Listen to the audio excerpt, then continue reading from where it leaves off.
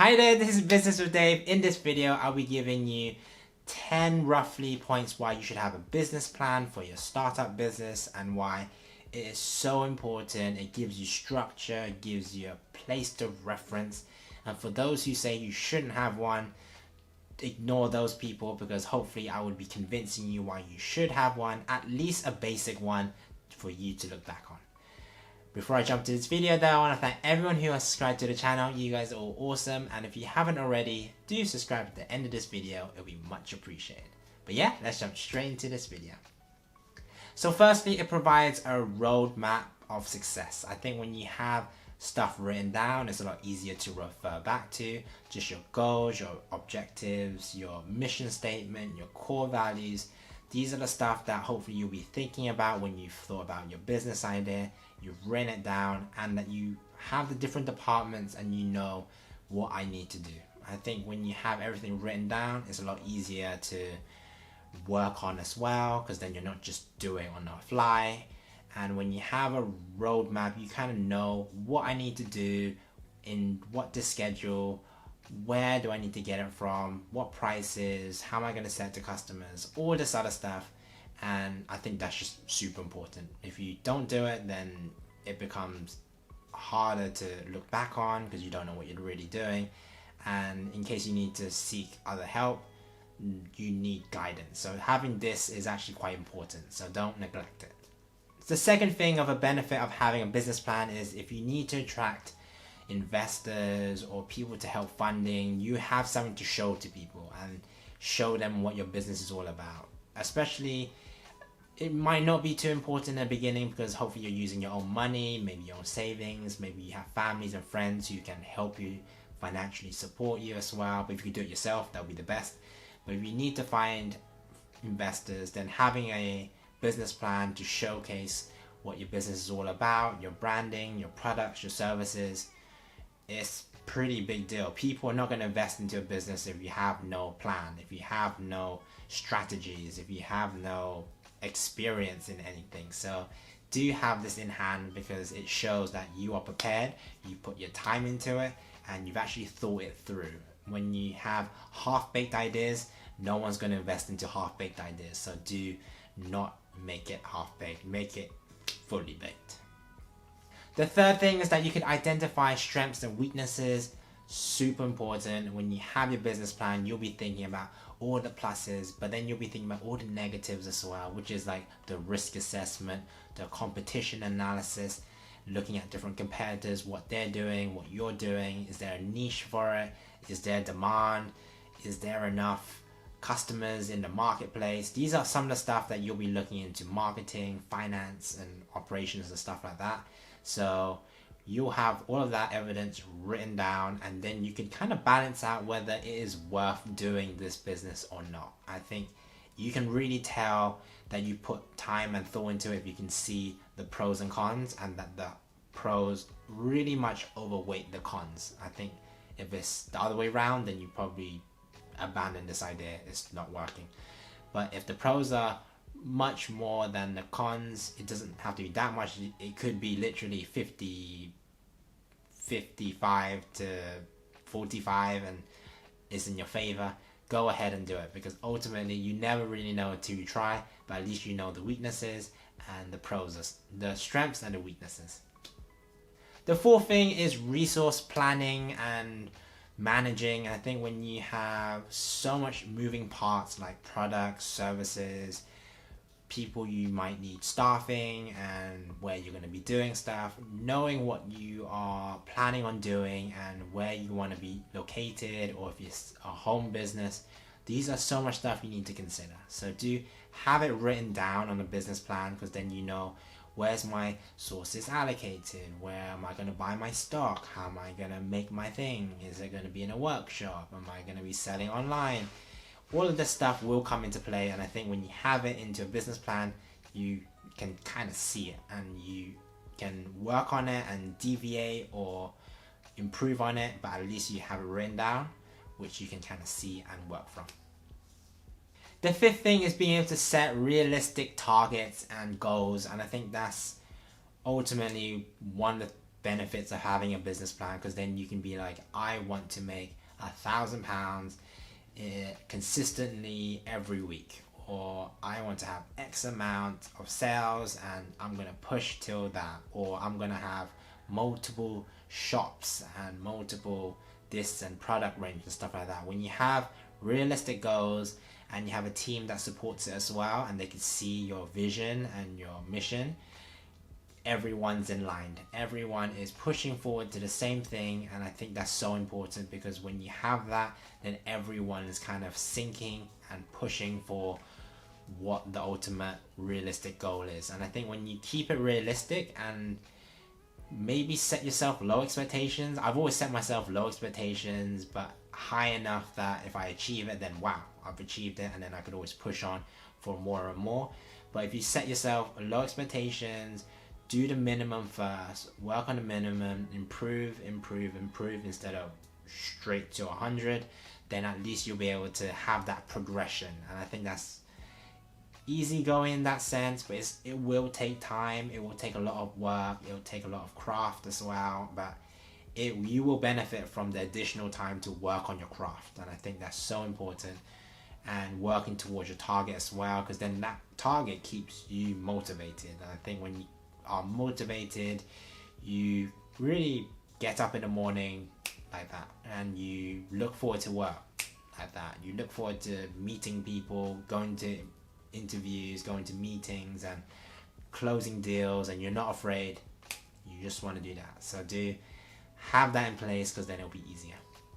The sixth point is that when you have a business plan, everyone can see where the business is going. And I think when everyone knows their kind of roles and their assignments and their duties, how to get stuff done moving forward, this business plan will hopefully direct people as well, because in different departments they will have different goals and different targets and how they manage their team and stuff. So when you are by yourself potentially as well, you are able to just do everything yourself.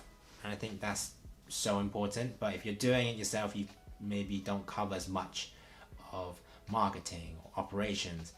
But when you have one or two people, they can take multiple roles, but at least you have a framework people could look back on. Everyone is pushing for the same goal, the same direction, and that you're moving together. There's that team alignment, there's that team synergy as well. You're eating together, you're working together, you're really working hard to push for the business. And I think when you are thinking about hiring people in the beginning, it takes time. You will be managing people, you'll be arranging payroll and legal stuff, and all of the stuff you will take time to do, which is very understandable, and it will take a lot of time to get right, and you will make mistakes. Just own up to the mistakes. You can just let people know that I'm still pretty much new at this, and hopefully you will ride it out with me, and if they're not, then you can find someone else. But all of it will take a learning process. Managing people is very difficult, honestly. It's not easy. It's not like the TVs where everyone's following one leader. Everyone's got their own thoughts, everyone's got their own opinions, and they might not agree with what you want to be doing. So do bear that in mind. The seventh thing is being able to adapt and being kind of flexible. I think when you have everything written down, it's easier to follow that, and I think there'll be times where you just need to deviate. You need to be flexible because stuff is not how it's planned. And the benefit of having a business plan is that you at least know that if you need to go back, you can go back. You can look back on your business plan. This is where I deviated, but I kind of want to take a step back and focus on something else. At least you have that. I think there's so much opportunities out there. You might not be following the same path that you started with, which is completely fine. Hopefully it's a better and good path, but if it's not, then you can always go back onto your initial business plan, and at least you have your initial vision and your initial purpose and where you want to take the business. But obviously being able to adapt to different situations and being flexible, that's the whole part of business, because ultimately you can't not do a business and it doesn't change. Everything changes. If it's internally or external environments, the economy, interest rates, loans, the pandemic stuff, you just need to adapt. So you can adapt. So don't just stick to your business plan. It is there as a safeguard, safety net for you to look back on. But when you're doing a business, you know you're going to be adapting along the way. So you can't be shy to just be like, I'm sticking to this plan, I will do this. You're going to need to be able to spread your wings outwards and be a bit more open-minded and maybe do stuff that you've never done before. And that's perfectly okay, because maybe it might be a better way of doing it and you just never knew. You discover something new. So that's the whole part of discovery, being flexible and adapting to different circumstances as well.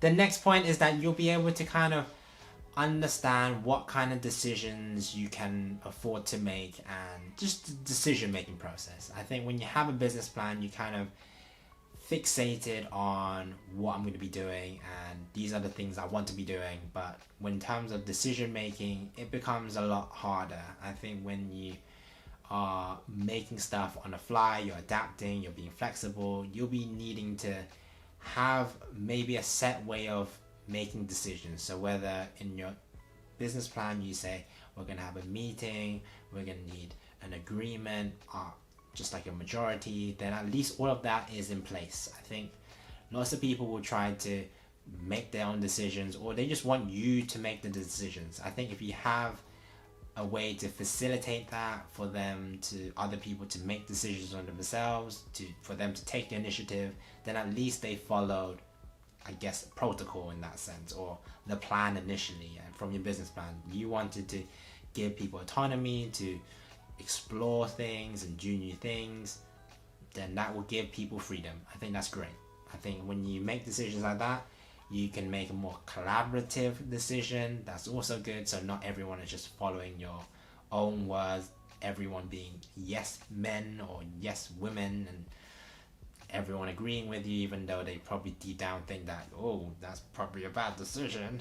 So do pay attention to how you want people to be able to make decisions, take the initiative, and how your business needs to be run and kind of how you want the business to be run. So decision making is pretty important as well. My ninth point is having the marketing and sales plan. And this is, again, super important because marketing and sales is in itself departments itself. So in this own little section in a business plan. So do have stuff written down, how you're going to be able to market your product, your services, who's going to be selling it. Are you going to do it online? Are you going to do it on a third-party platform? All these stuff you need to consider. You need to have this in your business plan, because then at least you can follow it and just refer back to it. I think a lot of the cases and a lot of the points is just using the business plan to refer back to. And I think you don't need to follow it, but at least you have the initial thoughts that this is what I want to be doing. I'll be using third parties to do this and this and this. And sometimes it can work out as like, yes, I will follow that. If not, then I'll be just doing it myself. Maybe I'll find someone else to do it instead of hiring third parties, because I just found out that they charge 35%, and why would I lose all my profits? So stuff like that you initially thought and it doesn't pan out, then you can still adapt. And this is where marketing, sales is so important, because if you don't market your product well and you can't sell it to customers, you don't have a business anyway. So how are you going to get the customers to buy your product? Needs to be written down, needs to be able to have the research and evidence, and having a plan in place is pretty sound. You don't need to worry too much and just work with it. If you have 2 or 3 strategies and just work on that, just do that. And then if you need to expand. And my last and final point, and probably the most important, is that you can evaluate your performance. I think you can set yourself a 1-year goal, 2-year goal, 6 months, 5 years, maybe you could do 10 if you want. But then at least you can kind of see what you kind of set out to do, how you were able to do it, and you can just reflect, evaluate whether it's good or whether it's bad. you've already done it anyways, but at least you kind of been through it and you're realistic now, because you know maybe you are over confidence in the beginning, and that's just normal because you need that overconfidence, you need that courage to be able to start a business anyways, because if you're scared of losing stuff, you're not going to be able to start anyway. So you need that bit of boldness, that you need those balls to be able to start a business. So it's perfectly okay to have that, and then when you've been through it, you've had experience, you've got the knowledge, you be a bit more realistic on what you want to set for the next year or 2 years or 5 years. And I think when you can have ways to evaluate maybe how the business is doing, how the marketing strategy, the sales strategy, the staffing, then you can still work on stuff. That's ultimately what it is. You'll be able to work on the pros, the cons, the obstacles ahead, what kind of future demands there might be. Maybe I need to deviate my business. These are stuff that is so important, and you can maybe have a second business plan for the next 5 years. Just evaluating, just keep looking back how it can improve. Every business can improve, so there's no way it will have an end game, really, depending if you want to carry on. But just being able to evaluate and looking back, it just shows whether you've done what you've set out, how much you've improved, maybe as a person as well, maybe your confidence and your skill set, how many products you sold, how many people you've made happy, hopefully, as well. So many stuff you can consider, and none of it would be here if you don't have a business plan to refer back on. So do have a business plan. Super important. Do it. At least a simple one. Thanks so much for watching this video, guys. Hopefully I've convinced you to do yourself a business plan. Sorry if the video is a bit long, but there's just so many important points that hopefully I've convinced you to at least do a short one instead of not having a business plan. I literally don't understand why people just don't do it, because so many businesses fail every single year within 6 months, a year or 2 years, because they're just not well researched, they're not well planned, they don't have a goal, they never had plans in place. I think that's why so many businesses fail. They just don't have business plans. So do have a business plan, so at least you can fail gracefully, maybe, but at least you have a framework to really look back on and evaluate and see where you went wrong, where you did right as well, and kind of work on that. I've been Business with Dave. Like this video if you like this video, and consider subscribing to the channel. Would love to see those subscribers go up. I also have a website as well where I'm putting all of my idea videos into like nice sections, and I'm doing like a little blog bit as well. And hopefully you can, if you need help, just let me know and put in the comments below. But I'm doing this whole resource business thing, so hopefully you can find it useful. I've been Business with Dave, and I'll see you next video. Take care.